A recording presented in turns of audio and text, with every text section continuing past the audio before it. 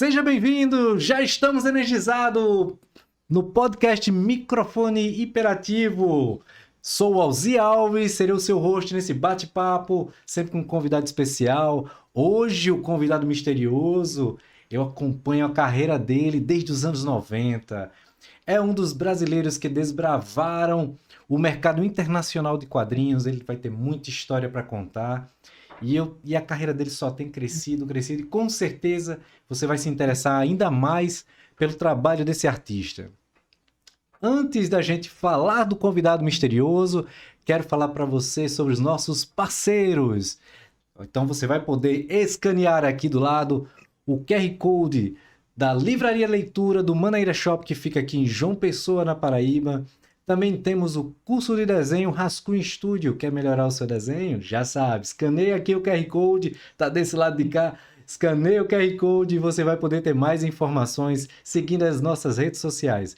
Também tem o estúdio de dança Anne Mendes, que você pode acompanhar também aqui de João Pessoa, e você terá todas as informações pelas redes sociais. Bem, após falar sobre isso, eu quero convidar você que está em qualquer outra plataforma, no Spotify, venha se inscrever no canal do YouTube do Microfone Hiperativo. Dê o seu like, compartilhe, interaja e lembre-se, convide os amigos, marca todo mundo, compartilhar, dividir essas informações que muita gente vai querer conhecer esse nosso convidado. Bem, depois de falar sobre isso, tenho que apresentar esse artista. Esse artista já passou pela Marvel, já passou pela DreamWorks, pela Disney e muitas outras empresas renomadas. A carreira dele, ele continua escrevendo e eu tenho certeza que você vai adorar conhecer a história de... Seja bem-vindo, Fábio Laguna! Fala, Zê. Tudo Fala, bom, meu meu amigo? amigo! Como você está? Muito obrigado por Tudo ter bem? aceitado o nosso convite e participar do podcast Microfone Hiperativo. Você sabe o quanto eu admiro sua carreira e seu trabalho. E você está aqui conosco hoje é um momento de alegria que a gente vai poder navegar na tua história, cara. Obrigado. Eu que agradeço o convite, cara. Eu que agradeço mesmo, fico feliz. Achei legal esse novo, né, esse novo formato de vocês e é a sua cara. Você nasceu para isso mesmo, para além de ser um grande artista que eu conheço também, e sabe falar muito bem, sabe explicar muito bem, apresentar muito bem, Oh, cara. muito É isso aí, obrigado. cara. Sucesso. Só sucesso. Fábio, eu, Vamos lá. eu sou muito suspeito em falar sobre você, porque eu te acompanho há muitos anos. Então, Obrigado. você, quando eu conheci o teu trabalho, foi justamente na década de 90, e aí você é um cara que tem muita história para contar. Além de você ser um dos desbravadores, eu queria conhecer o Fábio na essência, né? Essa coisa tipo, começou a desenhar, quando começou a chegar nas suas primeiras oportunidades. Então, eu queria que você contasse um pouco para quem está assistindo, conhecer o Sim. Fábio antes dele ficar o Fábio Laguna famoso. Tão famoso assim, não, viu? É o seguinte, cara. Putz, comecei, eu tinha 16 para 17 anos. Na época não tinha, né? Não tinha internet, não tinha nada. Eu queria desenhar. Isso era o meu sonho. Queria fazer desenho. E, poxa, os meus pais, pessoas simples, meu pai não sabia que meu filho desenhando, o que que ele quer da vida, né? Pai, era metalúrgico, vai trabalhar com isso, né? Que desenho, né? Não conhecia nada. Ele veio do interior, um cara muito simples, minha mãe também. E eu querendo desenhar, o menino que ficava sentado em frente à TV assistindo desenho e tentando desenhar, enchendo o caderno de desenho e tal. E o tempo passou, né? Lá para 17 anos, a minha mãe teve um contato, tinha um contato, né? É um saudoso já também, um primo dela, né? Um amigo nosso que trabalhava na Editora Globo. Me levou até Que lá, legal. esse rapaz me mostrou tudo. Eu achava que eu ia fazer desenho lá. Poxa, legal, né? Vou fazer desenho disso, daquilo. E na época do Pestap, a época de fazer, né? Ele fazia revista, né? Era arte finalista, era o nome da profissão, mas não é o arte finalista de hoje que faz, né? Era arte Aham. final que era da profissão na época. Mas o cara usava decalque, usava o nanquim, fazia Pestap, né? Montava anúncios, montava páginas de revistas, né? E ele olhou e falou, Fábio, você não tem nada a ver com isso aqui, cara. Eu tenho um pessoal, uma agência, eles estão começando com isso. Estão apresentando trabalho, as partes de super-herói, estou vendo o seu portfólio aqui, né, os seus desenhos, não combina com isso aqui, não. Vou te levar lá. E pegou o carro, me levou, cara, muito bacana. Eu cheguei no Art Comics.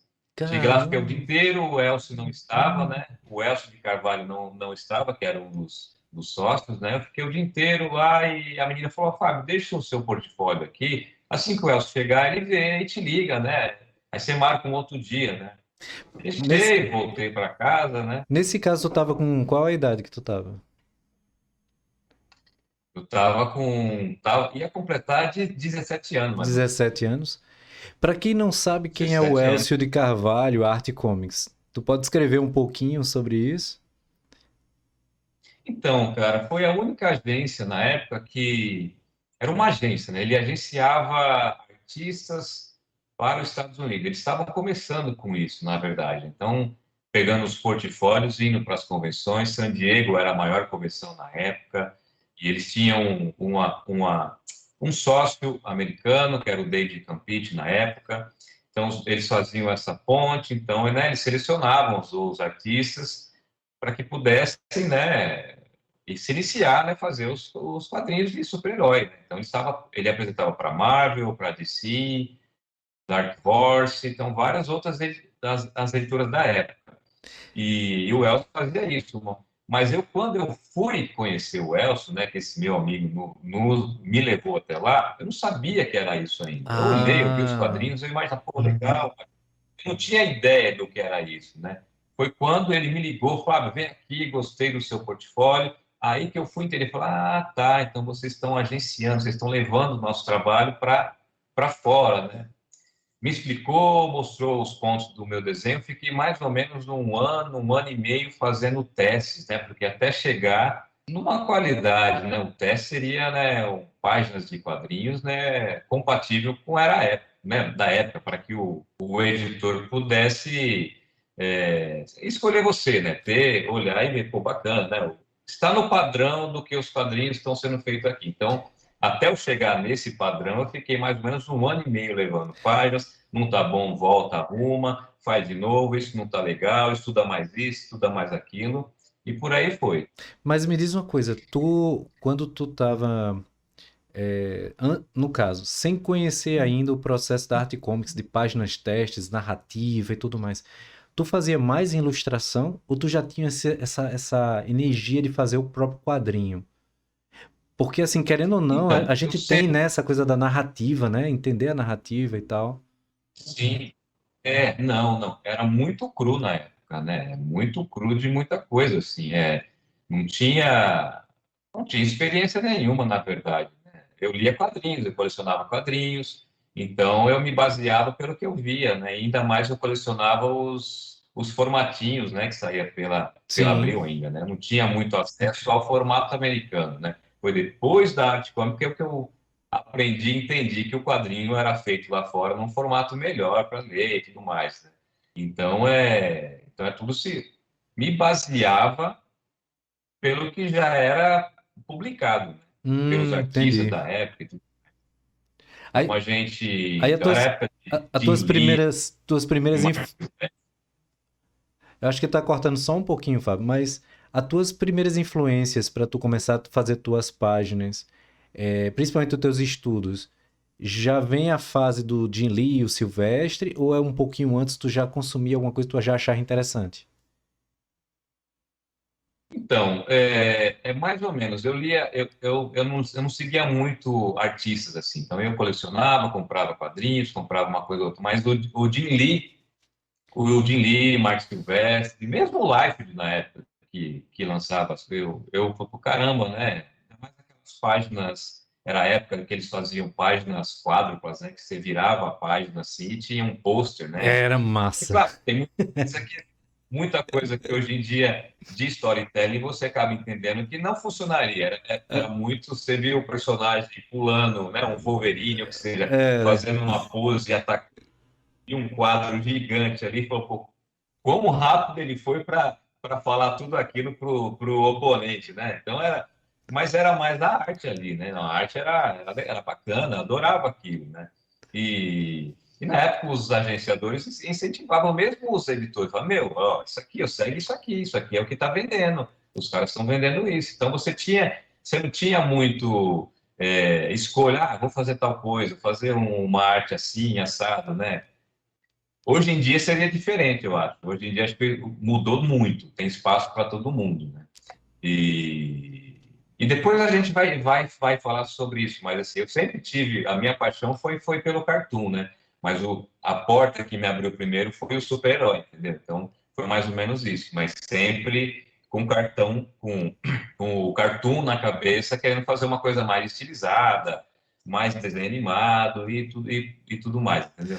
Nesse caso, quando tu começou no mercado americano, qual foi a primeira editora, assim, que tu pegou? Tu caiu O pessoal sempre dizia assim, era a síndrome das séries adaptada para quadrinho. Tu chegou a pegar alguma coisa assim?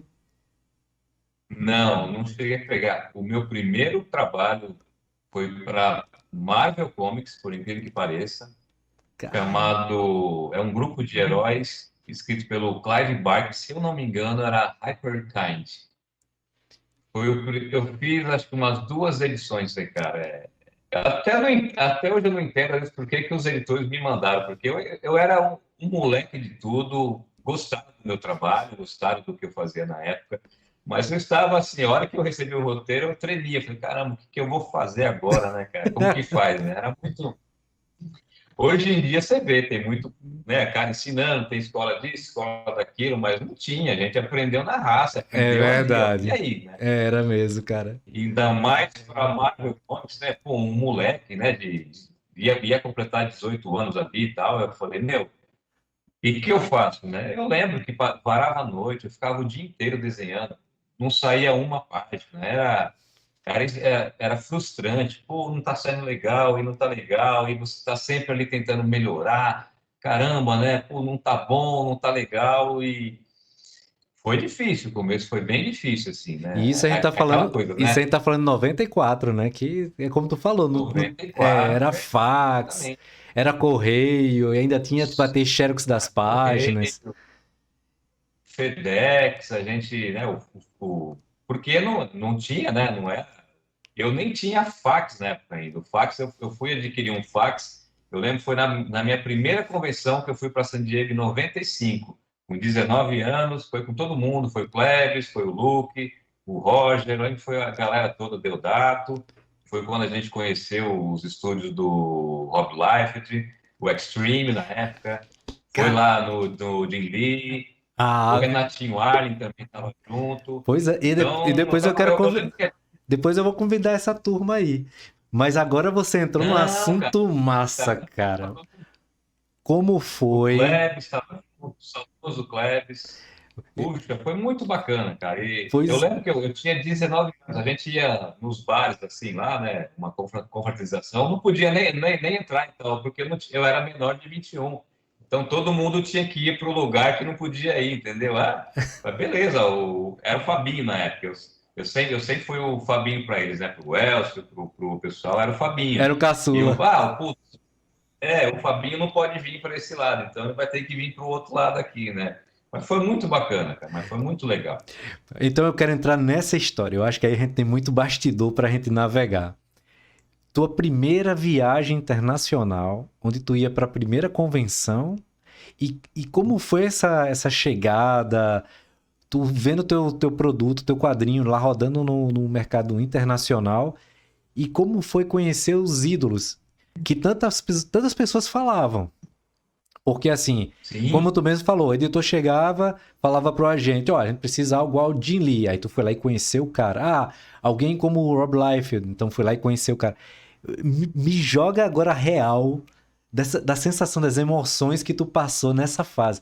Porque eu queria ter vivenciado isso, cara. Deve ter sido da hora, bicho. não, cara, foi demais, cara. É que a gente sempre falava, né, pro cara que é fã de música, né, e conheceu o Michael Jackson, deveria ter sido, né, maravilhoso, né? A gente que era desenhista, conheceu o Jim Lee, conheceu o Rob Liefeld, conheceu o Mark Silvestre, toda a Cara, galera massa. da Image, a gente conheceu todo mundo. Foi muito bacana. Nós fomos lá fui no Extreme e entramos na sala do Life, ele sentou lá com a gente, naquela mesa, uma puta mesona, tava lá, conversando com todo mundo, vendo as páginas. Na época eu já fazia, era o Maximage que eu estava fazendo para o Life, então umas dicas aqui, lá, e eu acho que tem até foto da gente em volta. Quem tem bastante foto é o Renato Arlen, então se for chamado ele vai ter bastante coisa. O Renatinho era o fotógrafo da época. Mas na convenção mesmo, né, era tudo assim, porque na época San Diego era a maior de todas, né? Hoje temos, né, Nova York, tem, né, Seattle e vários outros lugares, né? Mas San Diego era o sonho, né? Era o sonho de todo mundo estar lá, né? Eu não manjava nada, sabe?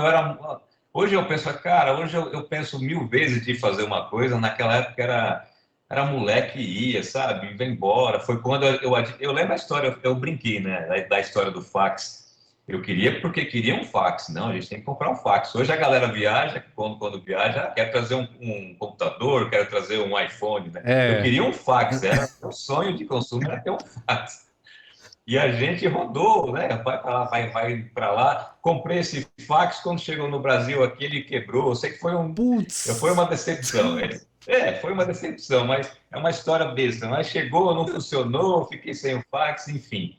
Voltando para San Diego, né? Mas foi bacana, cara. Foi muito bom ver a galera, né? O pessoal que curte quadrinhos, né? Na época, sei lá, assim, filas, né? Porque eu lembro o Roger estava no auge na época, o Deodato também, já estavam fazendo coisas mais para a marca. A gente estava fazendo, mas estava mais ainda nos bastidores, assim, né? Tava começando a fazer as coisas. Então os caras estavam assinando e, né? O Deodato principalmente, né?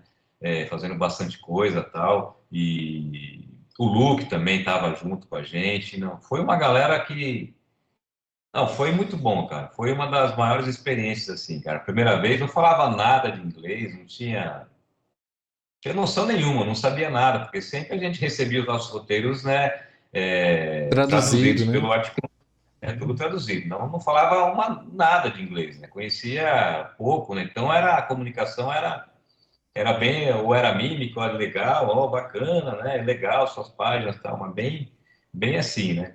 E nessas, Mas e nessas, sobrevivemos, né? nessas convenções, vocês conheciam alguns editores? Como era o relacionamento assim do Elcio e do David em relação a esse trâmite de novos trabalhos para vocês?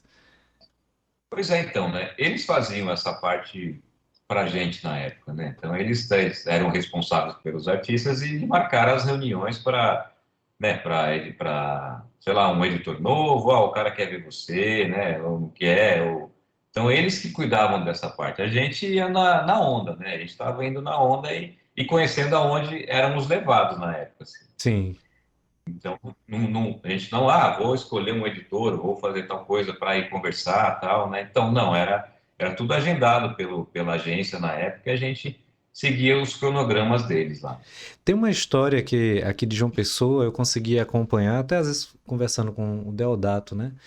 O, Quando os brasileiros eles começaram a invadir o mercado, a gente chama de invasão dos brasileiros no cenário de quadrinho norte-americano, né?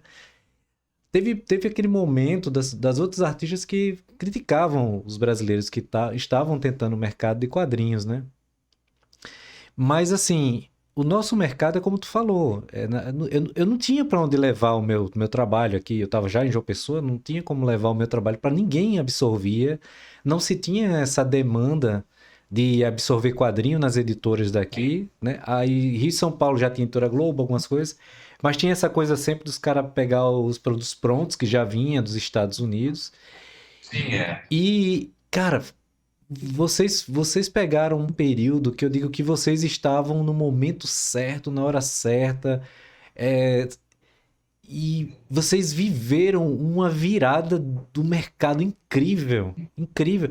Eu vi falando para Deodato, eu acho que vocês deveriam escrever livro, porque isso, cara, isso conta cada um de vocês tem uma ideia do fragmento dessa história e visões diferentes de cada local. Então você tem uma visão do sim, evento, o Roger tem uma visão do evento, do primeiro momento de vocês. E quem estava de longe, como eu que acompanhava vocês mais pelos produtos, pela Wizard americana que eu consumia também, sim. Cara, Todo mundo, né? a gente fica eufórico vendo o que vocês estavam fazendo, Fábio. Sim, sim, foi uma época bacana, assim. A gente não sabia nada, na verdade, né? A gente foi desbravando mesmo, né? Foi entrando ali com o facão e foi cortando ali até chegar onde a gente queria, né? Hoje mudou tudo. Hoje é uma coisa, sei que você consegue falar com o seu editor fácil. Hoje a internet, a parte, né? Hoje a tecnologia, né, facilitou, né, encurtou tanto as distâncias que é um absurdo, né? Você vê, né, a maioria, o tanto de artista brasileiro que tem com qualidade absurda hoje em dia, né? Pois é, cara. Não tem nem o que falar, né? Os caras são excelentes, são muito bons mesmo, assim, né? E, né, parece que quebrou, né? Não existem mais barreiras, né? Então acho que a história do passado, né, que o artista americano ficava, será, né, não sei o quê. Hoje não tem mais o que falar, né? Talvez era meio que exclusividade deles e como a coisa foi abrindo, né, pintou algum tipo de alguma estranheza ali, mas hoje em dia não tem mais, né? Não há mais barreiras para isso, né? E eu fico muito feliz em ter acompanhado isso e mais feliz porque vocês seguiram em frente. Todos os trabalhos que eu consegui para o mercado internacional, também depois que eu comecei a agenciar e a oportunidade para outras pessoas, eu, hoje eu tô com 45 anos, eu sempre tive a plena consciência da importância da história de vocês e cada camada desses brasileiros que foram tornando o mercado ainda maior, né, marcando presença e a responsabilidade de vocês, Fábio, era muito alta, cara. Quando eu vi as coisas do Sim, Deodato, a questão de dormir pouco, tá? Imagino como vocês tinham uma responsabilidade que era carregar um piano nas costas. Tu pode me falar um pouco com sobre certeza. como era essa pressão para vocês de trabalho? Sim. Como foi mais ou menos para tu isso? Caramba, eu acho que a gente já perdia, porque assim, 4 semanas de prazo para fazer uma história de 22 páginas, era, né, fazer a lápis, né, porque na época a gente dividia bastante, né, a maioria fazia só desenho a lápis, né, é difícil um arte finalista brasileiro no começo, né, então a gente mandava os desenhos e sempre a arte final era feito lá fora, né, então era 4 semanas para produzir, mas tinha um roteiro que precisava ser traduzido também. Então eu acho que nesse meio tempo a gente perdia uma semana, porque sempre o pessoal ligava e falava, pô, né, encurtou o prazo, vai ter que entregar. Eu falei, caramba, né, vai ter que entregar. E era uma pressão demais, porque a gente era, eu falo por mim, eu era muito inexperiente, assim, tinha muita coisa, eu acho que eu deveria ter. Eu lembro que eu estava estudando para fazer faculdade antes de pegar o primeiro trabalho para o El, só para dar uma história. Eu lembro fazendo um cursinho para fazer entrar numa faculdade, talvez publicidade, alguma coisa, né? E ao mesmo tempo fazendo, né, as amostras. Quando surgiu a oportunidade, eu larguei tudo, falei, vou desenhar, vou fazer quadrinhos, que é o que eu quero.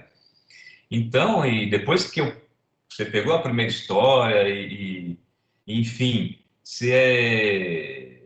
cara, era uma pressão. O telefone tocava, você falava, caramba, será que é o Elcio ligando? Será que é o pessoal do Articons pedindo as páginas? Caramba, eu não produziu tanto que eu deveria produzir hoje, entendeu? E hoje eu me controlo, hoje eu consigo, se eu quiser fazer 2, 3 páginas por dia, eu consigo fazer. E tranquilo, e consigo ficar com os meus filhos, consigo ficar com uma família. Mas no começo não era, né? Não era assim, a pressão era demais, né? Talvez hoje a tecnologia, que nem eu já falei aqui, ajuda muito, né? Hoje eu produzo totalmente digital, né? Usando uma tablet da Wacom e, enfim, você acabou, você manda, né, para um site deles, em segundos eles já recebem, né? Pô, naquela época tinha o FedEx, embora o FedEx era de um dia para o outro também, né? Tudo Uhum. pago por eles, a Marvel, né, que bancava tudo isso, mas a pressão era enorme, né? Era, eu lembro da minha mãe fazendo chazinho, levava chá para mim, porque, pô, o moleque não come, o moleque só fica nesse quarto desenhando, né? Porque era uma pauleira, cara, uma pauleira absurda, assim. Ela já estava entendendo que tu E estava trabalhando? já Já. estava entendendo, já estava entendendo isso, E né? teu pai? Mas meu pai também, porque a época foi bem assim, a gente estava, pô, meu filho estava ganhando em dólar, né? Que Quer legal, dizer, velho. Não então eu ficava feliz com isso, né? Embora eu não sabia muito nem o que era dólar, nem nada, né? Mas enfim, mas sabia que era, tá fazendo coisas para os Estados Unidos, né? Tá fazendo desenho, mostrava, tinha orgulho disso, né? Eles me ajudaram Felicidade. muito, assim, meus pais foram excelentes para isso, embora não saber de nada, nem para onde me guiar, assim, vai em tal lugar, né? Então ela conseguiu, pelos contatinhos delas, né, de conversar com um primo, conversar com outro, foi onde me levou que acabou chegando no Elcio. Então enfim, foi difícil, a época foi difícil para a gente que estava começando, era muito trampo. Eu lembro, puta, artistas, a gente se ajudava, assim, né? Eles não precisavam de ajuda, pô, eu preciso de alguém para me ajudar a fazer, ou o cenário, porque eu tô atrasado, a gente corria, um ajudava o outro, cara, sabe? Era um trabalho, como eu posso dizer, era legal, era gostoso, mas quando o prazo ia chegando, era um desespero para tentar entregar tudo. Praticamente Mas foi muito colaborativos em bom. alguns momentos, né? Com certeza, demais, demais, demais, demais. Eu já cansei de ajudar bastante gente que, ô Laguna, Laguna não, Fabinho, né? Ô Fabinho, pô, me ajuda aqui com cenário, me ajuda aqui com personagem secundário, me ajuda aqui fazendo tal coisa. Eu ia, cara, eu ia ajudar, ia fazer, eu ia vice-versa, né? Tu, E a tam- gente se ajudava, assim. tu chegou a trabalhar também na Art Comics? Teve um pessoal que foi pra lá, pra dentro, trabalhava ali dentro. Sim, cara, fiquei semanas lá, semanas lá, ficava lá, porque acho que era uma maneira do pessoal poder, né, acabar e já mandar as páginas ali, né? Cara, então, e era legal, e funcionava como se fosse uma escola, cada um ali, Isso. imagina, ficava com o Roger, ficava com o Luke, ficava com os caras lá, e aí, você tá vendo os caras trabalhar ali, entendendo, entendeu? É justamente o Era que eu ia isso, falar. Era um grande laboratório com todo mundo, não era, cara? era um laboratório ali, você vê os caras trabalhando, os caras fazendo, a gente, sabe, não, era muito bom, cara, era muito bom, era excelente, cara. Foi uma faculdade para mim, eu acho, todo esse processo aí. Entendi. Então, no caso, a gente permeou um pouco nessa tua parte da história, que é o desbravar, né? E quando você, Fábio, começou a perceber que tu precisava meio que mudar um pouco o caminho da tua trajetória em relação ao estilo, em relação a talvez editora. Aí quando é que tu começou a perceber que tu precisava mudar um pouco essas estratégias profissionais? Tá. Foi mais ou menos assim. Eu sempre, né, comecei como super-herói, mas sempre, às vezes, os meus desenhos ficavam um pouquinho no estilo cartoon. Porque na época não era muito aceito, o cartoon para o herói não era muito aceito. Embora Jim Lee, Life de Silvestre era um desenho estilizado, mas não era cartoon. O cartoon tinha uns traços mais arredondados que às vezes eu fazia, não era que nem o Mike e o Ierinho na época, né, que Sim. faziam, que veio depois, né? Depois o Joe Madureira, que era aquela mistura de mangá, lembrava um pouco, o Campbell, que era um Disney, mas eles vieram depois, né? Vieram depois, né, mas eu sempre colocava um pouco e os editores não curtiam. E às vezes eu falava com o pessoal lá, pô, será que a gente consegue alguma coisa de cartoon, né? Eu posso fazer umas páginas, mostrava as coisas que eu fazia Disney, né? Fazia umas ilustrações e tal, Mickey, isso aqui. Pô, é difícil, cartoon é difícil, é difícil. Aí foi passando, foi fazendo o meu herói, fazendo o que dava. Depois eu comecei uma fase fazendo arte final também, aí comecei a fazer arte final com o Luke, fiz bastante coisa junto com o Luke, a gente fez o Capitão América, American Century, depois na Caos, a gente fez Lady Death, vários outros, né? Como arte finalista, fiz coisa para Dark Horse. E até que surgiu uma oportunidade uma vez de um livro, aí entrou livros infantis, era do Shrek. Shrek o terceiro. Pintou um teste aqui do pessoal aqui. Não era diretamente da DreamWorks, né? Era a Reader Digest que estava, né, querendo, Licenciando, procurou o né? Artcom, licenciando, querendo, né, artistas para fazer. Fui lá, fez os meus testes, fiz as minhas partes, falei, seja o que Deus quiser, né? Falei, se eu conseguir, né? 3 dias depois, Fabinho, beleza, o livro é seu, se você pegou. Puta, bacana, vambora, vamos fazer, né? E o Shurek tinha embora eu tinha que seguir, né, exatamente o que era o CGI lá, né, o CGI, mas era uma coisa mais cartoon, uma coisa mais do que eu gostava, né? Eu fazia com mais naturalidade aquele trabalho, né? E foi ótimo, cara. Então fiz a história, o livro bacana. Após isso, pintou uma oportunidade bacana. Você deve lembrar desse, desse personagem que é o Dragon's Lair. Sim, Lembra disso, do lembro, Dragon's Lair? lembro. Do Don Bluth, né? Eu jogava muito o arcade, né? Que era um desenho animado do herói e tal. Então pintou essa oportunidade, né, cara? De fazer o quadrinhos para o Dragon's Lair. Fiz o teste, porque sempre assim, né? Sempre tinha um teste para você fazer antes de você pegar o projeto, pegar a história, né? Então era você, era mais uns dois, três, quatro artistas que faziam. Era meio que uma competição ali, eles faziam para ver, né, qual era o mais indicado para a revista. E o Dragon's Lair também chegou na minha mão, né? E eu até brinquei, né, com eles. Eu falei, caramba, né? Porque Lair é o nome do meu pai, né? Então, Aham. falei, caramba, né? Putz, o nome do meu pai é Lair, né? Meu finado pai, né? E caramba, você nasceu para fazer esse livro, eles falavam. Você nasceu para fazer isso aí, né? E fiz toda a minissérie de 6 edições do Dragon's Lair. E foi pintando mais coisas aí. Depois veio a DC, eu fiz um Teen Titans, e foi quando surgiu o Scooby-Doo. Eu peguei vários trabalhos meus, fiz um portfólio só de, já juntei o que eu já tinha feito, e lancei para os editores lá, né? E joguei lá, eu tinha vários contatos na época. Aí a gente já estava mais tranquilo, já, o pessoal do Art Comics já estava, no caso, eu já tinha saído do Art Comics nessa época, estava só com um agente americano, mas a gente já tinha essa liberdade de eu falar direto com os editores. Então, a gente já Uhum. tinha. Então, eu fiz isso, falei para ele, falei, ó, eu vou mandar para vários editores da DC que eu conheço, se eu conseguir pegar alguma coisa, né, de cartoon, eu vou ficar feliz. Né? Então, a gente tinha essa liberdade, né? Então, a gente tem essa amizade, então, beleza, então, pô, mas não é o meu trabalho? Ele falava, eu sei, mas eu quero fazer isso, eu quero mandar para ver o que acontece.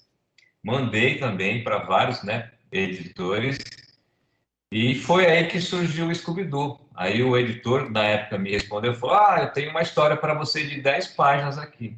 Beleza, né? Vamos embora. Eu fiz 3 páginas a lápis, mandei para ele e falou, assim que ele recebeu, ele falou, eu tenho mais uma outra história assim que você terminar. Então ele curtiu. Que legal, E Fábio. eu fiquei quase 3 anos fazendo Scooby-Doo, entendeu? Então foi maravilha, cara. Foi um momento bacana também para mim, onde eu fazia uma coisa que eu sei fazer naturalmente, que é o cartoon.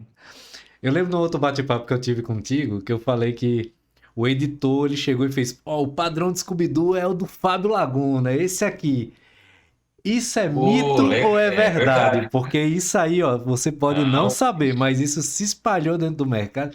Que eu aqui, que sou mais besta, de bem longe, acabei chegando nessa informação.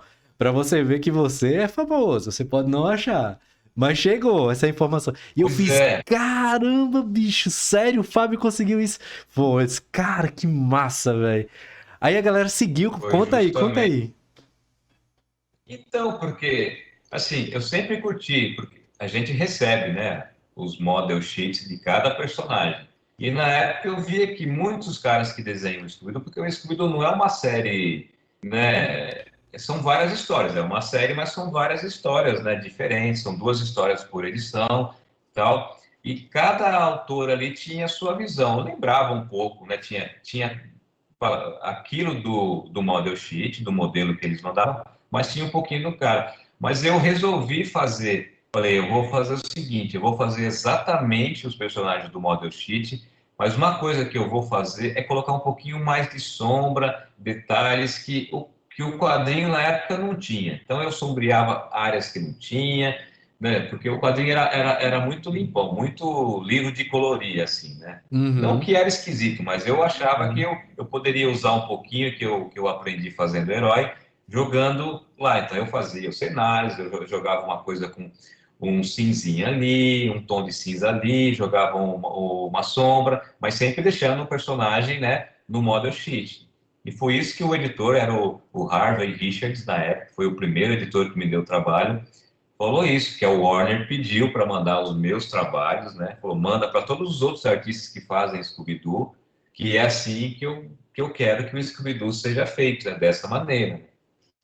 Então, fiquei feliz, falei, caramba, bacana, então tá dando certo esse meu jeito, né? Então, é isso, cara. Então, não é mito, foi verdade, né? Eu posso Ah, até pedir pro Harvey, eu tenho ele nas redes sociais, falar, ó, dá para você mandar isso para ver se é verdade, mas eu não tenho mais o e-mail. Posso até pedir, mas foi verdade. pois é, cara. E eu sempre. E aqui eu acreditando. Eu não quero nem saber. Eu acreditando. Não, pode acreditar que foi verdade, sim, cara. Então, basicamente, tu E, passou quanto tempo no Scooby-Doo? e eu fiquei mais ou menos uns 3 anos fazendo Scooby-Doo direto, assim. E, assim, não é que eu abandonei, né? Eu comecei, foi logo depois do Shrek, fora o Shrek, apareceu várias outras.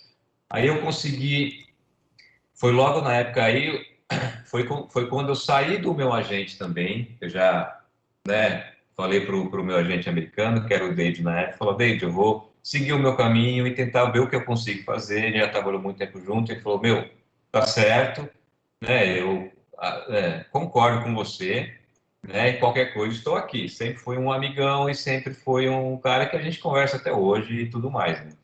E foi quando eu consegui, né, o contato do pessoal da DreamWorks. Lembra, eu fiz o Shrek pela Reader Digest aquela vez, tal, tal, tal, né? Então, estou buscando oportunidades, né, de mais livros e tudo mais. E aceitaram o meu portfólio, não, não, a gente quer ver e tal. E foi aí que eles me indicaram para outras editoras, né? Então, uma delas foi a Random House, que publica livros infantis, né? Caramba, já há muito tempo, né? Os caras são gigantescos lá fora. E começou a me passar livros infantis deles para fazer, tal, tal, tal. Eles licenciam Marvel, eles licenciam a DC também, fiz bastante coisa para eles. E, e livros de colorir foi uma coisa que me chamou a atenção. Aí a DreamWorks falou, Fábio, a gente tem bastante demanda para livro de colorir, né? Você não se importa? Eu falei, não, cara, eu faço de tudo, né? Eu quero aprender. E o mercado de livro infantil não é tão emergência 190 lá, 911 igual é o quadrinhos. O quadrinhos é uma coisa muito pauleira, muito, muito corrido. E o mercado de livro é uma coisa mais tranquila, assim, os caras são, né? Ou não sei se é pelo fato que lançam mais, ou eles têm um prazo bem mais tranquilo. Como eu já vinha dessa pauleira de quadrinhos, quando eu comecei a entregar os livros para eles rápido, eu falei, caramba, né? Mas você tem ainda 2 semanas para... Não, tá pronto já, né? Eu consegui fazer o quanto antes, né? E foi aí que eu comecei a fazer bastante coisa. Então, na velocidade, né, com qualidade, eu consegui entregar e fazer bastante coisas para eles.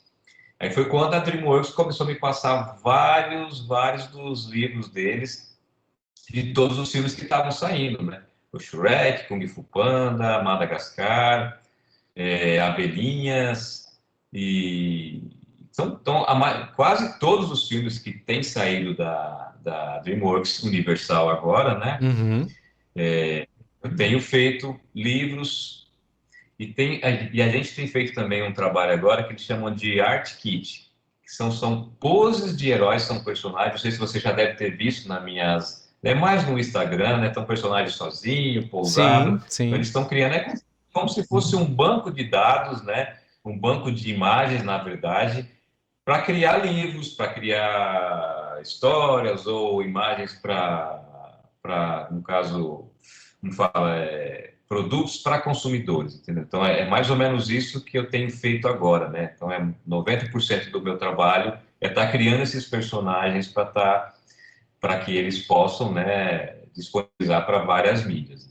Interessante isso. Então acho que vai servir para embalagem de produto, brinquedo, essas coisas, mochila. É Sim, porque normalmente quando sim, tá solto assim, exatamente. eles têm uma visão mais de produto físico às vezes. É, exatamente. E pelo fato de eu estar sempre seguindo o model sheet, de eu conseguir assim, né, estudar o personagem, criar poses baseado no model sheet, então acaba a demanda acaba sendo bastante, né? Então você está, né?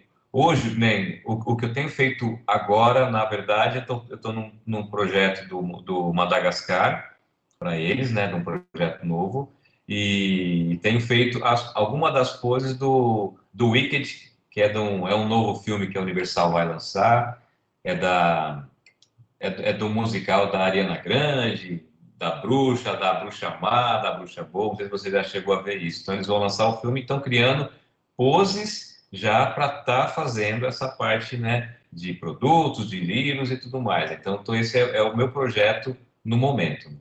Puxa, que legal, Fábio.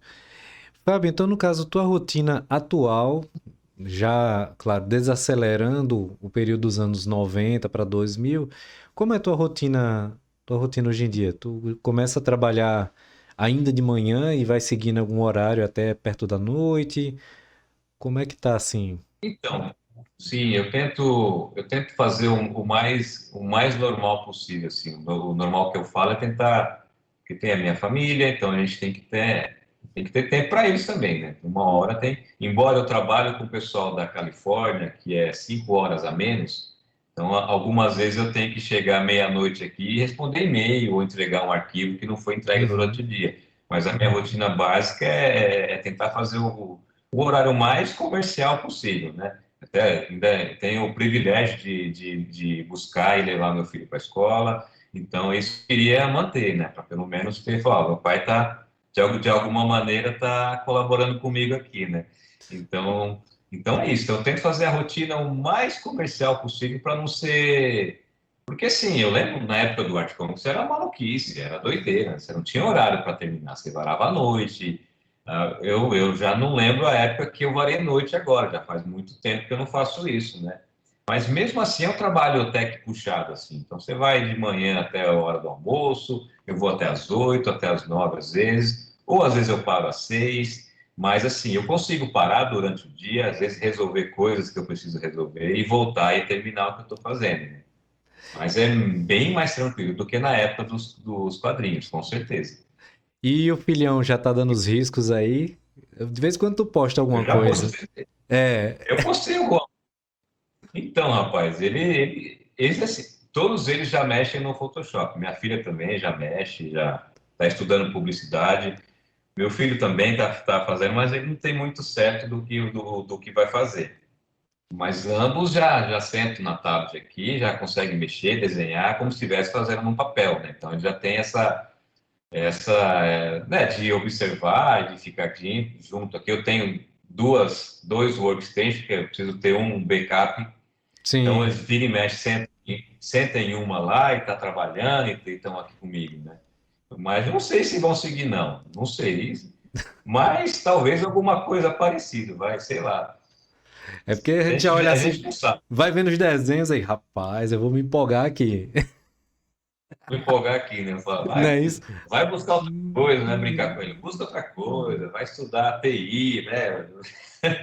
Deixa o desenho para lá, né, cara? Porque, embora hoje é uma coisa mais, como eu falo brincando, mas hoje está uma coisa mais, eu falo profissional, né? Porque na época a gente era profissional, a gente aprendeu, mas parecia uma coisa bem solta, né? Ainda tentando chegar, né? Caramba, né? Virar uma profissão, não sei, era uma coisa bem, né? Dos anos 80 ali, dos anos 90 na verdade, era uma coisa bem pra gente aqui, né? Até entender que isso era uma profissão, que isso ia dar um futuro, né? Para mim foi bem difícil, assim, até chegar, né? Hoje em dia não, hoje em dia eu acho que, e se eles quiserem seguir, fazer alguma coisa, podem contar comigo, estou aqui para isso. É, isso é muito importante. Eu sempre falo que eu fico orgulhoso quando olho os meus alunos, eles começarem a fazer quadrinhos, porque eu sempre falo, eu vou ler vocês no futuro, porque a minha geração já vai passar Sim, para outra camada e tudo mais.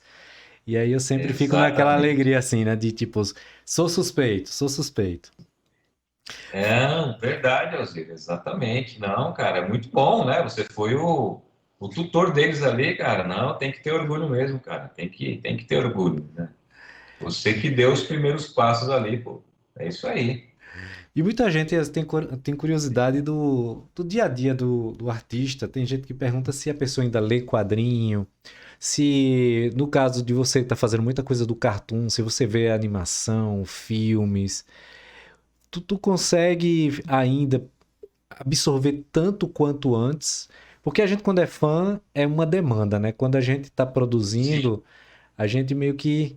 Às vezes eu não consumo tanto quadrinho como antes, sim. porque praticamente É, a gente lê quadrinho todo dia, toda hora.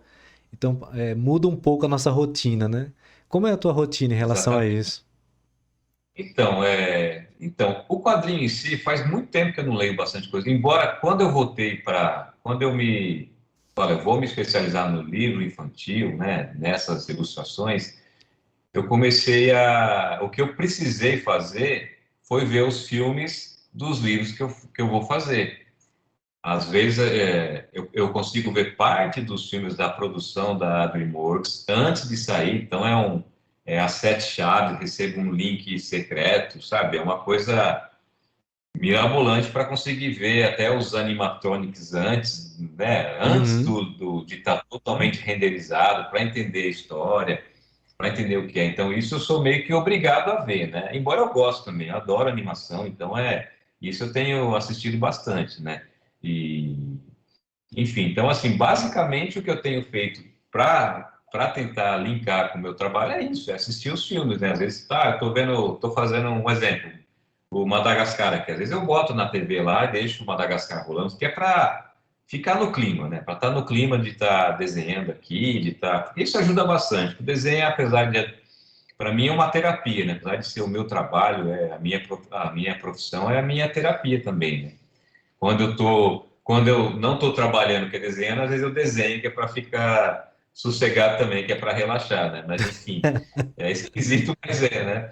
Aposto que você deve fazer a mesma coisa, né? Acho que todo mundo que eu conheço de artista, às vezes tem essa peculiaridade de estar É o vício, é o fazendo, né? vício. Ou tá sentado ali, ou tá lá, pega um caderno e começa a riscar, daqui a pouco tá com. Eu brincava antes com meu filho quando era mais jovem, né? De ficar, vamos desenhar o homem mais forte do mundo. Aí ele fazia a versão dele, eu fazia a minha, e ficava brincando com esse tipo de coisa, né? Só para passar o tempo, né? Então era isso, né? Então depois do trabalho de desenho eu ia desenhar para relaxar, né? Mas, mas é isso, cara. É uma rotina bacana que eu acho que eu não troco por nada nesse mundo. Pois é, e música? Tu tem escutado o que às vezes pra trabalhar? Ou tu não escuta música pra E trabalhar? de vez em quando Eu ia falar assim, eu normalmente gosto de ver alguns podcasts, alguns documentários, mais do que música, sabe? Porque eu gosto de sentir sim, como se tivesse pessoas no ambiente. Porque é tão solitário um pouco o nosso sim, trabalho que às vezes a música em si eu não consigo escutar o tempo não todo. é. Então, como eu falei, às vezes eu deixo o filme rolando, às vezes estudo, coloco uns flashback aí dos anos 90 e deixo rolar e vai passando.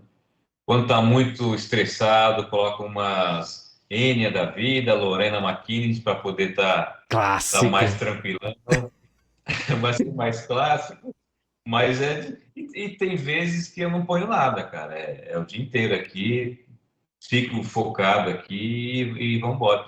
E eu tenho feito muito desses trabalhos agora, principalmente no caso, eles chamam de poses de herói, né? Essas poses lá para DreamWorks, dos Trolls e tudo mais. Eu tenho feito 100% no Illustrator, né? Então é uma coisa que eu já faz um tempo que eu venho estudando e botei em prática. Então eles preferem no Illustrator. Então o Illustrator tem sido, né, a minha ferramenta de trabalho ultimamente, né, usando o Ah, Photoshop para desenhar e a finalização feito no Illustrator. Então às vezes caramba. tem muita concentração ali, né, de estar fazendo a coisa e acabo esquecendo música, esquecendo tudo, né? Mas é um pouquinho de cada, é sempre tentando mudar para não ficar nem show de Truman, né? Todo dia a mesma coisa, tentando mudar para poder, né, dar uma diversificada. Caramba, agora tu falou uma coisa que eu não sabia. Tu tá fazendo tudo em vetor agora? Mas faz muito tempo que tu já tá vetorizando?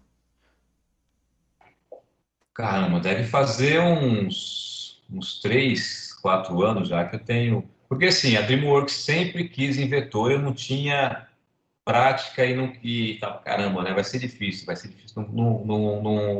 não vou querer fazer isso. Então eu fazia minha arte final tranquila, entregava em 600 mil dpi, que é para deixar a arte, né, a arte final mais certinha. Mas o vetor era sempre pedido, sempre, não, pô, se fosse vetor seria melhor, a gente podia usar em várias outras coisas, tal. E eu investei, eu falei, eu vou, né, assinei, falei, eu vou trazer o vetor para mim e vou tentar aprender.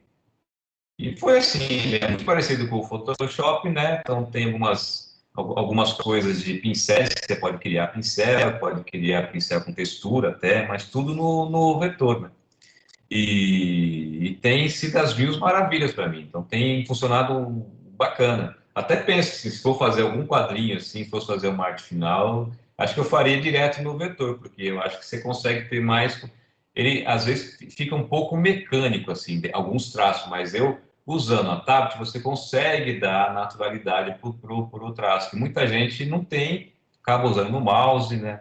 Fazendo o vetor, que você consegue fazer tranquilo também, né? Mas usando a tablet em cima, você consegue uma naturalidade de um desenho mais próximo do que você costuma fazer no papel e tudo mais, né? Então, esses que você vê de trolls e personagens em pose de herói, né? São Uhum. tudo feitos no vetor. E falando sobre Trolls, conta um pouco dessa tua jornada. Tu é o artista mais requisitado para Trolls. Rapaz, eu acho que eu sou o que mais fez livro de trolls no mundo todo, né? Acho que foi o Caramba, que cara. É, assim, a Random House que tem os direitos de publicação da DreamWorks Universal para fazer os livros, né? Então eu já fiz, puxa, livro pra caramba já dos tudo. Eu não sei contar o quanto, mas você pode buscar Trolls lá no site da Random House e a maioria do que aparece foram os livros que eu fiz, né? Então, os Trolls hoje em dia eu tenho feito.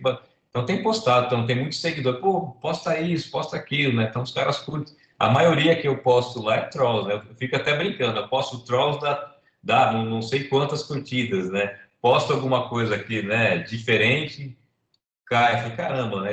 Então você vê que a galera curte mesmo, né? Então os Trolls tem sido ali uma febrezinha para a turminha que me segue, entendeu? Pois é, eu E teve um tempo, tava até olhando aqui tua rede social, teve um tempo que tu deu uma pausa, né, de postar e depois tu voltou e eu acho que foi tão bom, cara. Eu acho que tu tava com tanto trabalho que tu não deu muita credibilidade assim de estar postando, um fragmento, tu trabalhando. Eu acho que talvez tu não tenha noção o quanto o fã, ele adora ver bastidor, cara. Às vezes a parte do sim. esboço, mesmo depois que tu publicar, sabe? Depois que tu publicar o material, o cliente já publicou e tudo, tu jogar um pouquinho. Cara, isso é maravilhoso pra quem segue teu trabalho, sabe? Eu também gosto de ver isso. Eu prefiro ver o cara desenhando, né, o esboço do trabalho do que às vezes o trabalho finalizado. Isso para mim eu acho que é para ver como que ele chegou naquela conclusão, né? Isso para mim Uhum. é interessante também, eu acho.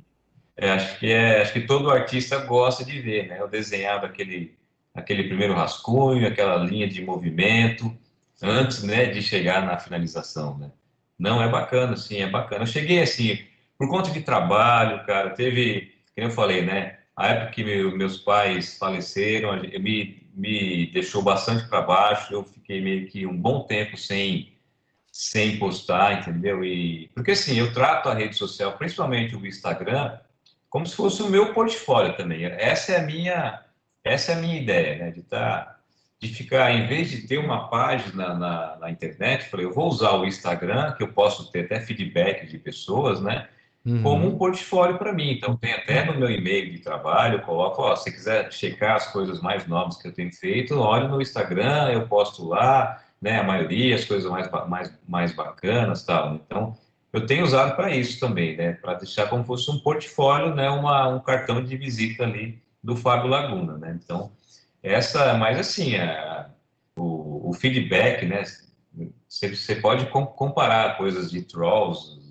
Às vezes eu posso, eu postei hoje, eu lembro, eu estava olhando os arquivos e vi quando eu fiz os Mestres do Universo, né, o He-Man, eu falei, puta, que bacana, né, cara? Eu lembro que eu ia para a escola, né, antes da escola, almoçava assistindo isso, né, que passava na TV e tal, E eu tive a chance de fazer um tempo atrás já, tá? Eu fiz o quadrinhos, né? E você vê que a turma, assim, tudo bem, talvez a galera da minha época curte mais, tal. Então, não é a mesma repercussão quanto eu posto um Trolls lá, coloco a Pop, o Tronco lá, que são os personagens principais, eles, dá um estouro ali, né, cara? Eles crescem ali, né? Então, é isso, né, cara? Então, eu tento, assim, diversificar para virar um portfólio, né? Porque senão, pô, vai ter, o cara é só artista de Trolls, né? Só faz Trolls, né? Então, eu tento diversificar um pouco para ficar a coisa mais dinâmica ali, né? Essa é a minha ideia. E tu tem muito material, e eu acredito que muito material de gaveta também que tu pode trazer, botar um TBTzinho pra galera matar a saudade. Sim, eu tenho colocado do Scooby-Doo, né? Até virei um Eu vi. throwback Scooby ali. Tem colocado as histórias inteiras. Eu estou meio que selecionando para ver que toda quinta-feira jogar alguma coisa ali. São 10 páginas, né? A história inteira sem texto, né? Então tem colocado a história inteirinha ali, né? Já prontinha e tal. Mas sei lá, eu acho bacana. Além de virar um portfólio ali, vai estar tudo o meu trabalho online ali. Não, acho que vale a pena. Tem bastante coisa, cara, bastante rascunho, bastante. Na época, quando eu fiz o Shrek, eu recebia CDs dos caras lá da DreamWorks para poder, né, baixar no computador. Chegava caixas de FedEx com impressões assim de tudo, o filme antes de sair. Então eu tenho muita coisa disso que eu tenho guardado aqui que eu não tenho coragem de jogar fora. Então tenho pilhas e pilhas de papel, impressões do filme. Então hoje a gente tem, né? Mais uma vez, a tecnologia roubou tudo essa parte, mas enfim, veio para estar ajudando, né? Então tem muita coisa de bastidores. Eu vou ver se eu arrumar um tempo, separar alguma coisa assim para poder postar também. Aí depois a gente pode fazer um dois, você mostrando essas coisas legais que você recebia de antigamente. A gente separa algumas coisas Aham. aí que tu achar legal e a gente falar Opa! da emoção, entendeu? Ó, quando isso aqui chegou, foi assim. Qual foi o trabalho que te deu algum frio na barriga quando tu foi fazer? Tu pensou assim, cara, eu vou fazer esse personagem aqui. Teve algum trabalho que deu assim, aquele friozinho? Eita, cara, quase uma dorzinha de barriga. Caramba! Então, eu acho que assim, o primeiro trabalho que eu fiz para Marvel foi o que me deu frio na barriga. Eu não tinha muito esse lance também, era que eu já fiz até X-Men já, pô, caramba, fazendo É, X-Men, né? Mas assim, era legal porque era o X-Men, mas eu não tinha aquela, meu Deus, é o X-Men. Hoje em dia eu já acho diferente, porque eu já entendo mais o mercado, eu já entendo como que as coisas, né, o que que vai atrás, no caso, um filme do Trolls, por exemplo, né? O que que tem, o que que ele vai levar. Então eu fico, mas na época era o quadrinhos, legal, eu tô fazendo o X-Men, tô fazendo, tá, era legal, né? Eu lembro que tinha muito disso. Pô, o fulano de tal pegou o X-Men para fazer, tá fazendo coisa para DC, Superman. Então a gente ficava, legal, bacana, tal. Então acho que o primeiro trabalho foi o que eu fiz para Marvel, foi o Hyperkind. Foi o primeiro que chegou na minha mão, eu não tinha noção nenhuma do que eu ia fazer, né? Então foi onde que o frio na barriga bateu mesmo. agora Então hoje em dia Não, pode, não, é pode. isso aí. Porque eu vou até defender o seu momento sobre isso, porque na época da gente, a DC era muito forte.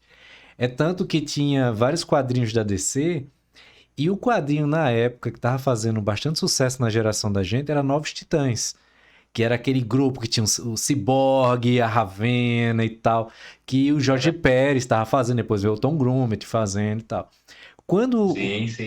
no Brasil chega os X-Men, a gente ainda não estava entendendo o que era o X-Men que estava acontecendo nos Estados Unidos, porque eles estavam chegando no Exatamente. Brasil. Por isso que vários Exatamente. brasileiros que pegaram o X-Men, eles não sabiam muito bem o que era o X-Men. Né, Muita assim, noção. eu... Exatamente, Alzira. Porque era tudo muito novo. Embora a gente lê eu lembro, o mais assim interessante da coisa era o Homem-Aranha, né? O Isso. Homem-Aranha, o Spider-Man era que era, né? Já era o mais conhecido ali. Então tô falando eu lembro o Luke pegou o Spider-Man, pô, que legal, o Luke Ross vai fazer o Homem-Aranha e tal. Então foi aquela, pô, então era assim, mas como você disse, o X-Men não era, mas não era, né? Então e eu tava aprendendo muita coisa também. Eu acho que eu tenho muita coisa. Talvez era até. para quem pegou a revista e lia e conhecia mais do que eu, né? Talvez era, peguei o X-Men, né? E talvez eu tava, como tava meio, né, ainda boiando ali de toda a situação, né? Achava legal, achava bacana, era um trabalho, eram os personagens, mas estava ainda, né, digerindo, né? Pô, o que é e o que não é, né? Conhecendo, na verdade. E teu personagem preferido nessa fase? Acho que deu uma caidinha rápida na conexão. Vamos aguardar um pouquinho para ver se ele É, retoma. É normal, não entre em pânico sobre isso. E ele voltei, voltou, voltei. voltou, Acho que eu vou. voltou. O áudio tá tranquilo, eu tô te escutando daqui. Ah, então beleza, então Isso foi tranquilo. para gerar um suspense. Quando eu perguntei qual é o seu personagem Mas preferido, aí pá, caiu. posso falar, né? Caramba, o meu personagem preferido de todos os tempos, de esse universo aí, é o Homem-Aranha. O Homem-Aranha é o personagem que eu acho que representa o quadrinho para mim, entendeu? Ah, fala em Homem-Aranha, fala em quadrinho para mim. Então lembra de Superman, lembra de outros personagens, mas o Homem-Aranha é o que vem em quadrinhos na minha cabeça, né? É o meu preferido, com certeza. E agora eu vou querer te perguntar uma coisa sobre a parte da Image, que tem muitos artistas que falam que quando eles pegaram as primeiras revistas da Image foi impactante, a questão das cores, a questão da energia das páginas, que é como tu falou, né? A narrativa era praticamente colocada um pouquinho de lado para ir mais para os splash page, aquelas explosões maravilhosas. E aí começou a vir vários álbuns, né? Que era o Cyberforce, Wildcats, Savage Dragon, Blood e entre outros. Mas como De foi, três. Gen 13, como foi quando tu começou a ter contato com esses quadrinhos e imaginar, cara, eu tenho que adaptar alguma coisa para isso porque o mercado editorial tá exigindo. Então, na época, assim, quando eu fiz a Maximage, que foi pro Life, eu fiz vários números dessa personagem, né? E já tinha que seguir mais ou menos essa forma, essa receita, vamos dizer assim, né? Uhum. Das splash pages, das páginas, embora eu não cheguei a fazer nenhuma página, né, que se desdobrava em um pôster, né, que acho que foi o X-Force que tinha bastante disso, o Wildcats, se eu não me engano, né, Isso. que tinha, que tinha essas opções, né, pelo Mike Silvestre e pelo Jim Lee, né, e enfim, mas eu comprava muito, a gente saía do Art Comics e ia para Devir, que vendia os quadrinhos americanos lá. Então a gente era a nossa biblioteca, o nosso laboratório de comprar o que saiu de mais recente para poder ver, né, o que está vendendo, o que o Jim Lee fez, o que o Mark Silvestre fez, entendeu? O que a galera estava fazendo ali para a gente poder se inspirar. Então era o nosso laboratório ali, né? Então eu acredito que foi o que ajudou bastante a gente, né, meio que moldar e tentar seguir o que era vendido na época lá. Foi mais ou menos isso mesmo. Então, foi esses laboratórios, essas idas na Comic Shop, né, na Comic Book Shop, para poder comprar e adquirir o que está saindo de mais novo. Basicamente era estudar mesmo o que estava acontecendo, mais do que o próprio quadrinho em si, né? Então, o que a gente tinha, assim, a gente tinha os livros, né, os mais clássicos, né, para estudar anatomia, o Bunny Hogarth, você ia atrás de estar estudando. Tinha aquele livro da Marvel, como desenhar para a Marvel Comics lá do John Buscema, a galera que, né, então, arte final, então a gente tinha também tudo isso, né, e, enfim, mas os quadrinhos em si era o nosso termômetro ali, o que estava fazendo, o que estavam saindo, né, o Gen 3, e a hora que o Campbell começou a fazer o Gen 3, a gente, pô, bacana, que era uma mistura de Jim Lee com Disney, entendeu? Então você via, né, a coisa ali acontecer, né, os caras meio que já mudando ali, né? Depois veio o Joey Madureira, que fazia aquela coisa meio mangá, misturado com cartoon. Eu achava isso, um cartoon meio mangá, mas era bonito de ver, era interessante, né? Tinha uma Uhum. dinâmica, era estilizado, mas ao mesmo tempo era legal de ver, era bacana, tinha uma narrativa bacana também, né? ele já tinha essa narrativa interessante também, além de jogar. Então, acho que foi quando começou a dar a transição ali para o pessoal se preocupar um pouquinho mais com o storytelling, né, do que só com as artes, né?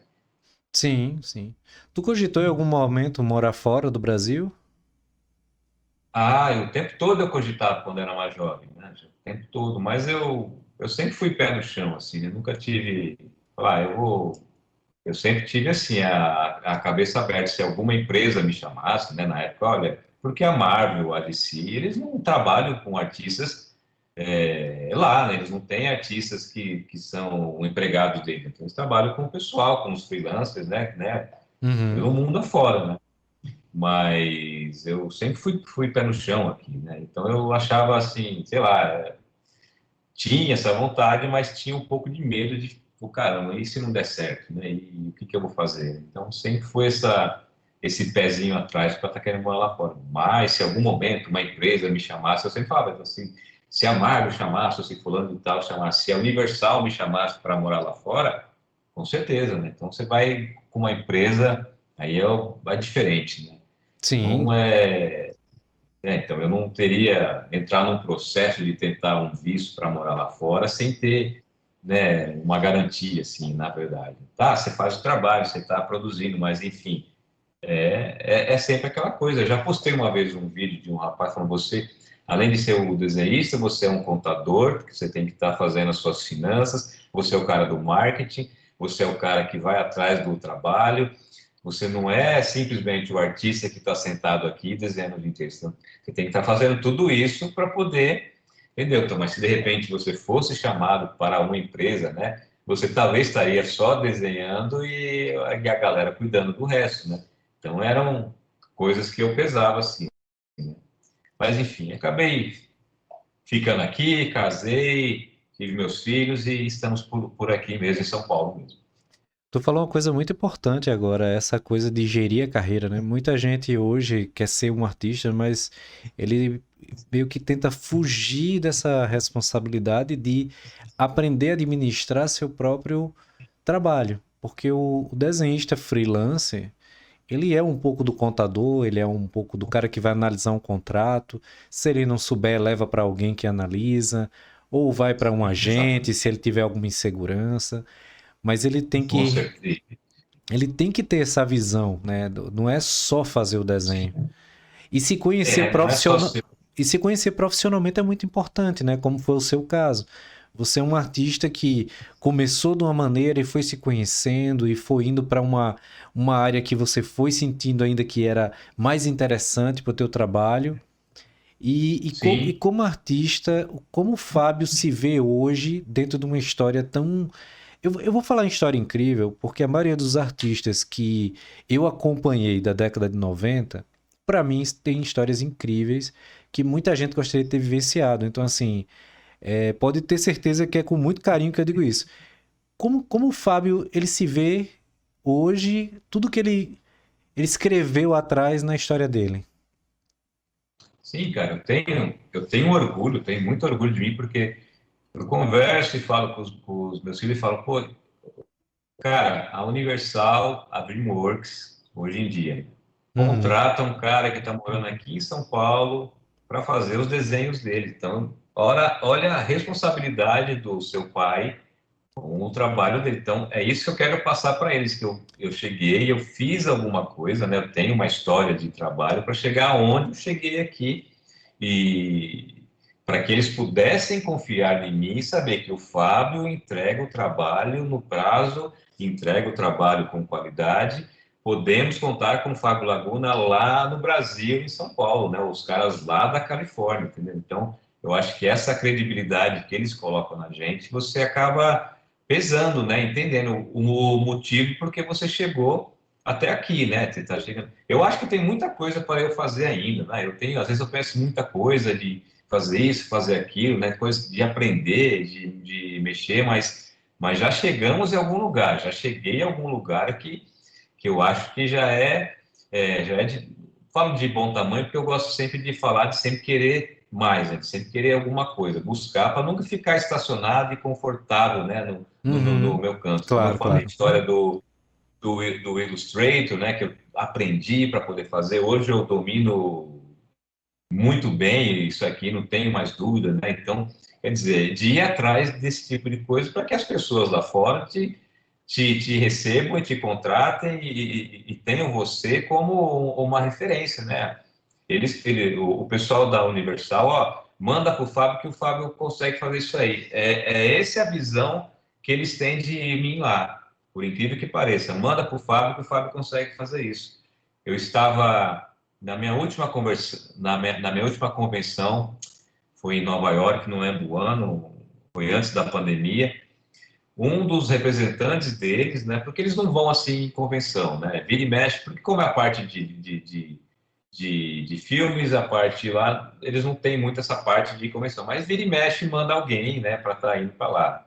Eu lembro que um desses rapazes chegou lá, eu sou fulano de tal, eu trabalho lá na Universal da DreamWorks, você é o Fábio Laguna que faz isso, sou eu mesmo, o pessoal mandou falar que, porque você é o Fábio Laguna que tudo o que eles querem, eles falam assim, então manda para o Fábio que o Fábio faz. Manda para o Fábio que o Fábio consegue fazer. Então é um certo orgulho para mim. Eu sempre assim vou atrás. Às vezes chega trabalhos que eu falo, caramba, né? Como que eu vou resolver isso aqui? Como que eu vou fazer tal coisa? Então eu vou atrás de tentar buscar uma formulazinha para poder resolver o mais rápido possível, né? Não é só chegar e desenhar, né? Às vezes tem desenho que demanda uma coisa diferente. Você precisa estar, né, simplificando ou não, né? Aquele negócio de menos é mais, ou vem uma coisa muito complicada, você fala, sugere, puxa, eu posso fazer assim, porque assim fica mais interessante, entendeu? Então eles me ouvem lá, eu fico feliz por isso, né? Eu consigo dar a minha opinião, às vezes, para um projeto que é deles, né? Então, o Fábio falou que a gente pode fazer assim, o que você acha, né? Pô, legal, bacana, então é interessante, né? Então, eu acho que é onde eu cheguei hoje, assim, é uma posição bacana, mas eu ainda quero mais, assim, ainda quero ter mais oportunidades de coisas diferentes, né? Que está por vir, né? Com certeza. Puxa, legal, Fábio. E tu foi praticamente, não sei quantos artistas, mas que permaneceu nome com sobrenome brasileiro. Assim, não teve que Pois é. alterar. Algum momento pediram pra tu mexer em alguma coisa ou seguraram o Fábio Então, Laguna mas, mesmo? então, acharam o Fábio. Eu não gostava de Laguna na época, por incrível que pareça. Lá no comecinho, lá no hora que o Art Comics, né? Vai ser. Porque a conversa que chegou pra gente é que os americanos não conseguiam pronunciar os nomes brasileiros. Então, sugeriram que, né, por que vocês não adotem pseudônimos para isso? Né? Pô, caramba, né? Aí eu falei, caramba, eu vou tentar, pô. E Fábio Laguna, pode? Porque Fábio, eu racho o bico que a primeira vez, eu acho que foi a segunda vez que eu fui para lá, que, pelo que eu sei, a história engraçada é que Fábio, acho que se eu não me engano, o Fábio que eles conhecem eu acho que ele é um artista, ele é um ator, é um cara extremamente forte, cabelos loiros, um cara gigante lá. Esse você pode até pesquisar, que acho que é o Fábio que eles tinham na mente quando falou Fábio. Eu não sei se foi por isso que aceitaram meu nome, né? Quando chegou esse carinha lá, eu falei, pô, não tem nada a ver, né? Não é isso. Mas eu acho que o lance foi isso, foi pela dificuldade deles pronunciarem o nome brasileiro, né? Por isso, né? Eu fiquei com o Fábio Laguna, eles não gostavam de Laguna, mas o pessoal falou, não, bacana, não, Laguna é legal. Não, Laguna é legal, né? É interessante. Então, caramba, né? Beleza, então fica Laguna. Hoje eu já gosto bastante, hoje eu já mas logo no começo da carreira, assim, eu ficava meio assim, caramba, Fábio Laguna mesmo vai ser, né?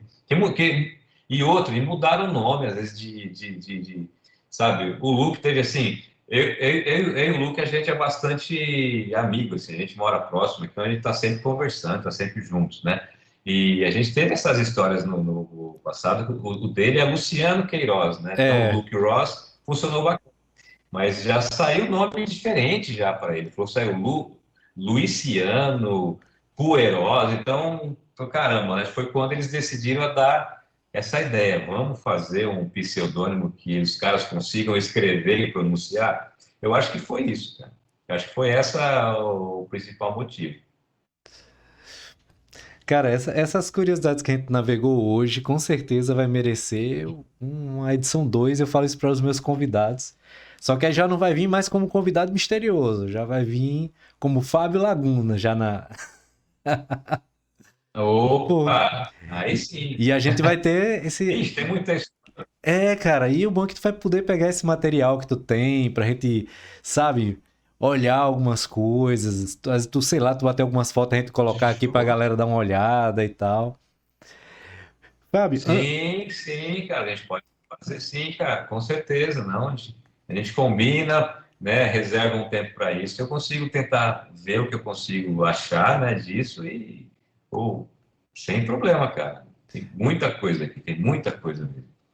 então eu vou te pedir para que você dê uma dica para quem gostaria ou que está doido para montar um portfólio de cartoon, para começar a postar nas redes sociais. É, como é que você hoje pode dar uma dica para um cara que é teu fã, que acompanha a tua rede, que está aqui com a gente, ou essa pessoa que chegou agora e conheceu o Fábio e fez, caramba, vou seguir o trabalho desse cara. Qual é uma dica legal que tu acha que tu poderia dar para esse cara montar um portfólio? Puxa, um portfólio, eu faria fala, o portfólio de cartoon, na verdade, né? Eu tentaria, se o cara está se apresentando pela primeira vez, eu faria um portfólio desenhando os personagens mais conhecidos. Se for o cara que quer desenhar Disney, que ele faça um portfólio com personagens da Disney, né?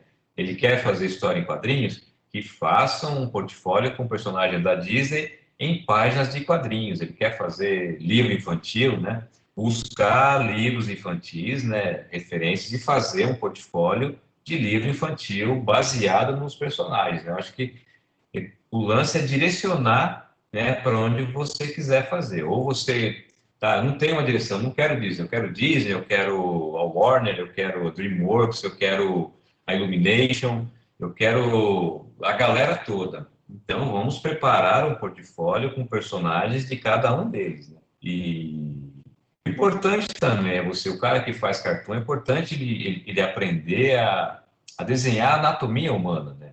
Entender como que funciona, né? O corpo humano, o músculo e tudo mais, porque isso ajuda ele a desenhar o cartoon e até mesmo a fazer uma estilização, às vezes, de um personagem, né? Um personagem real, alguma coisa mais próxima do herói, uma coisa mais realista para um lance mais cartoon, né? Então a dica básica é isso, né? Foca onde ele quer. Não, só eu quero Disney, eu quero tentar Disney. Então, prepara um portfólio com personagens da Disney.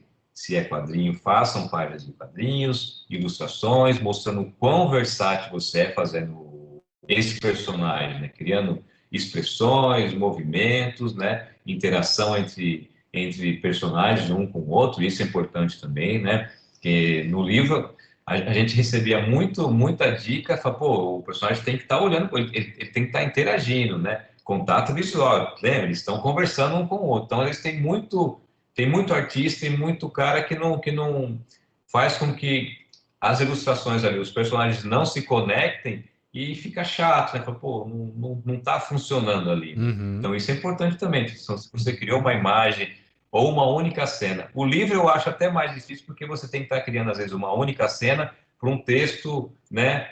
E tentar mostrar aquela cena ali para que o cara entenda, né? O quadrinho, às vezes, você consegue dar como posso dizer, né? Ou pôr um quadrinho a mais para tentar explicar, né? Então, a dica que eu falo é essa: o cara preparar um portfólio específico para quem ele quer mostrar, né? E isso acho que é o mais importante. E tentar fazer esse personagem o mais próximo possível, né? Então, se é o Mickey, busca. Hoje em dia você acha model sheet do Mickey na internet e a rodo, você acha fácil ali, né? Qualquer personagem, né? Tentar buscar. É o Scooby-Doo, você acha, né? Os model sheets do Scooby-Doo na internet, preparar a página do Scooby-Doo. Eu posso até um dia mostrar para você. Eu tenho 2 páginas do Scooby que eu fiz antes de tudo, que eu olho e falei, meu, como estão horríveis, né? Porque o personagem estava fora de proporção, tinha coisa, né? Que eu falei, caramba, né? Um dia eu vou até te mostrar, eu tentar postar, falar as páginas que eu fiz e as páginas que eu fiz depois que eu aprendi como que se desenha o Scooby-Doo, né? Então Aham. isso é legal também. Eu não conseguia ver isso na época, né? Eu olhava, legal, ficou bacana, parece o Scooby-Doo, mas depois que você aprende, né, como faz, fala, puxa vida, olha onde eu errei aqui, olha o tamanho dos olhos, olha o tamanho do focinho dele, como ficou, né? Então, é isso, se preocupar com esses pequenos detalhes, né? Se o cara tiver um agente que já está no mercado há muito tempo, o agente talvez vai conseguir, né, dar uma direção e quando esse agente mostrar para o editor lá fora, o editor vai conseguir passar, não, tá legal, mas falta isso, mas falta aquilo, né? Mas é por aí, cara, viu? Acho que a dica é buscar o que você quer e tentar reproduzir o máximo e mostrar para o seu editor que você consegue fazer aquilo bem. Exatamente. Então, antes, a gente já está caminhando para o final. Eu vou me despedir de você para você poder fazer seus agradecimentos para todo mundo que chegou até aqui ao final do nosso podcast. Mas depois que você se despedir, eu vou fazer uma pergunta de fechamento que eu faço para todos os nossos convidados. Fábio, Tá bom? primeiramente, eu quero dizer para você sobre novamente a minha admiração pela sua carreira, pela nossa amizade, agradecer o seu tempo de você ter disponibilizado para estar aqui conosco e abrir esse leque do livro da sua vida para todos que tiveram a oportunidade de conhecer, que eu sei que isso é apenas um fragmento de tantas outras aventuras e histórias que foram contadas na sua jornada e que ainda está sendo escrita, como eu digo para todos os convidados, por isso que pode ter um 2, um 3, um 4, porque você ainda está escrevendo todas essas histórias. E Com espero, certeza. espero lhe encontrar várias vezes para um abraço e ter essa confraternização entre amigos dentro desse mercado que ele hoje é um mercado visto mundialmente muito mais do que na época da gente. Então, muito obrigado, viu, Fábio? Com certeza. Obrigado, agradeço a você, Alzir. Agradeço, né, o convite. Como eu disse, você também é um artista excepcional. Gosto bastante do seu trabalho e gosto bastante dessa sua dinâmica, que você está sempre. Pô, você é um professor, você agora, sabe, é um apresentador, é um artista, um cara multimídia que eu admiro bastante também. Agradeço, né, a sua admiração por mim, mas é recíproca, viu, cara? Eu acho que você é um cara nota mil. E fico feliz de estar abrindo esse espaço para a gente, né, para poder mostrar para o mundo, né, agradecer a todo mundo que participou, que veio, assistiu, né, esse podcast, esse bate-papo com a gente aqui, né. E é isso, Alzir. Obrigado mesmo, valeu. E fica aí para um 2, para um 3, para um 4, cara. Você pode contar comigo quando você quiser, meu amigo. Fica à vontade aqui de me chamar. Tá, muito obrigado. E temos a pergunta que a gente faz para todos os convidados. Claro que no próximo não terá essa pergunta, mas é a pergunta do mais nunca e você voltou atrás. Qual foi a coisa que aconteceu com você que você. Pode ser um filme, pode ser um livro, pode ser uma situação, que você disse mais nunca, mas aí depois você reviu ou se arrependeu e disse: não é tão ruim assim, ou voltou a fazer. Alguma situação que você é, resolveu revisar essa sua opinião do mais nunca. Eita, que pergunta difícil, Alzir. É tanto que eu tento explicar Vixe, bastante para ver onde é que a pessoa vai chegar. caramba, mais nunca, quer dizer, alguma coisa que eu fiz Você pode e que. É que você. Vamos imaginar, você lê um livro e fala, nunca mais eu leio isso. Aí depois você teve a oportunidade de reler o livro e você fala, por que eu tive essa opinião tão negativa disso? Pode ser. Vixe, cara, não sei. Caramba, ai, ai, ai, eu não tenho. É difícil falar isso, eu já. Tanta coisa que passa pela cabeça e aonde eu posso chegar nessa pergunta, o que que eu faria, o que eu não. Né, o que que eu fiz e não gostei, mas depois eu voltei atrás. Falei, não, isso aqui é interessante, é isso, né? Mais ou menos É isso que isso você quer. mesmo, né?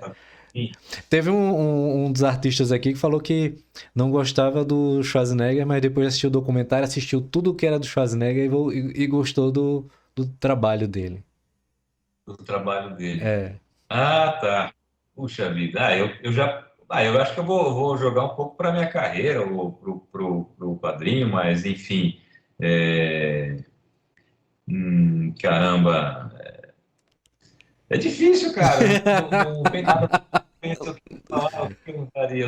Eu sempre tentei de tudo, fazer de tudo. Se não dava certo, eu ia atrás de novo, tentava fazer, entendeu? Caramba, não sei, Alzir. Cara, você me pegou, né? Então nada, cara. Se Caramba, é nada, é nada. Se não se arrependeu de nada, não teve nada que você voltou não, atrás. não, então é nada. Eu nunca fiz nada assim, falar, pô, tal coisa eu fiz. Não, não, acho que tudo que eu fiz do jeito que era para ser feito, né? Quem gostou, não gostou, quem não gostou, entendeu? Acho que sim, cara. Acho que eu não tenho nada que falar. Eu fiz e voltei atrás. Não, cara, não tem nada, não. Então a resposta é nada. Então tá Nada, certo. nada. Eu Então, não lembro de nada. então, Fábio, muito obrigado. Obrigado a todos que participaram do microfone hiperativo, aos nossos parceiros que apareceram durante o vídeo. Você pode escanear o QR Code em qualquer momento. E você que chegou até o fim, está escutando em alguma plataforma, venha para o YouTube, se inscreva, siga nossas redes sociais também, que é muito importante. Microfone hiperativo. E também vamos colocar uma hashtag Laguna Scooby-Doo, porque com certeza o que eu escutei do mito do cara era sobre Scooby-Doo e é verdade, e isso aí é que eu acho mais legal. Então você bota lá nos comentários, hashtag a Laguna Scooby-Doo. Um grande abraço a todos e até o próximo microfone hiperativo. Tchau, tchau, pessoal!